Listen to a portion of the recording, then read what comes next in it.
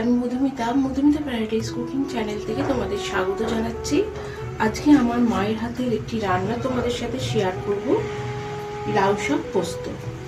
প্রথমে আমি এখানে কড়াইটা বসিয়ে দিয়েছি, তার মধ্যে আমি পরিমাণ মতো সর্ষের তেল দেব। সর্ষের তেলেই রান্নাটি ভালো হয়, তাই আমি সর্ষের তেল দিচ্ছি।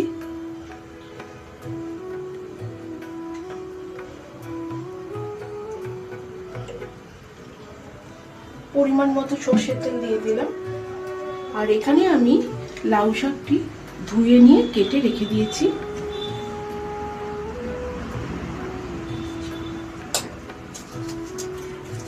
এখানে আমি আলুও কেটে ধুয়ে রেখে দিয়েছি, আর একটি শুকনো লঙ্কা আমি ফাটিয়ে নিয়েছি।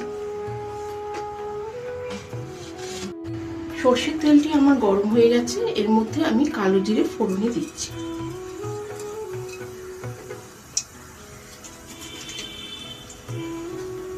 ফাটিয়ে রাখা শুকনো লঙ্কাটা দিচ্ছি, আর একটি তেজপাতাও আমি দিয়েছি, কিন্তু তেজপাতাটি গন্ধটা বেরিয়ে গেলে তেজপাতাটি তুলে ফেলে দিতে হবে।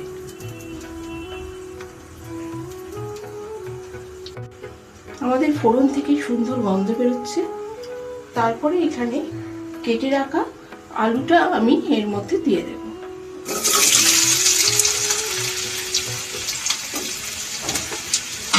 দিয়ে আলুটা আমি একটু ভালোভাবে ভেজে নেব। এটি একটি সিম্পল রান্না, কিন্তু খুবই সুস্বাদু হয় খেতে। এরপরে এর মধ্যে আমি দেব পরিমাণ মতো হলুদ গুঁড়ো,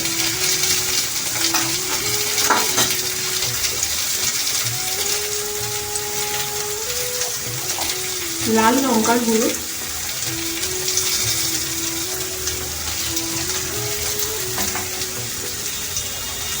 তারপরে এখানে যে লাউ শাকটি আমি রেখেছি এটি এর মধ্যে আমি মিশিয়ে দেব।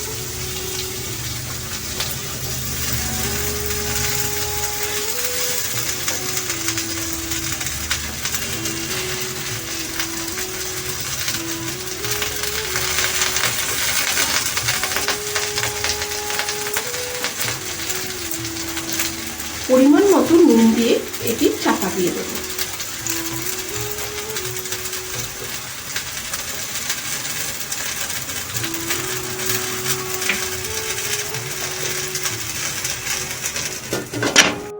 একটি মশলার পেস্ট আমি তৈরি করব। এর জন্য আমি নিয়েছি 4 চামচ মতো চুরচুর গোটা পোস্ত,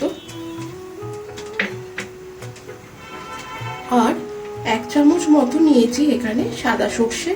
তার মধ্যে একটি কাঁচা লঙ্কা দিয়ে আমি একটি পেস্ট তৈরি করে নেব। পোস্তর সাথে সর্ষেটা দিলে স্বাদটা কিন্তু খুবই ভালো হয়।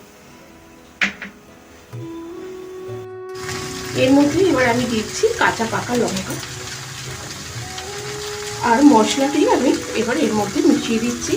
আর এর মধ্যে আমি দেব বাটি ধোয়া জল।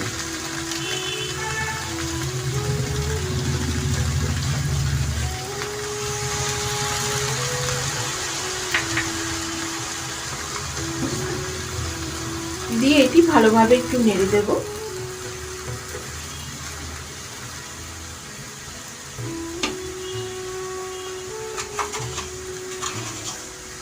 আর 1/2 চামচ মতো চিনি এর মধ্যে আমি অ্যাড করব। এবার পুরোপুরি তৈরি হয়ে গেলে আমি তোমাদের এটি সার্ভ করে দেখিয়ে দেব। টাটা।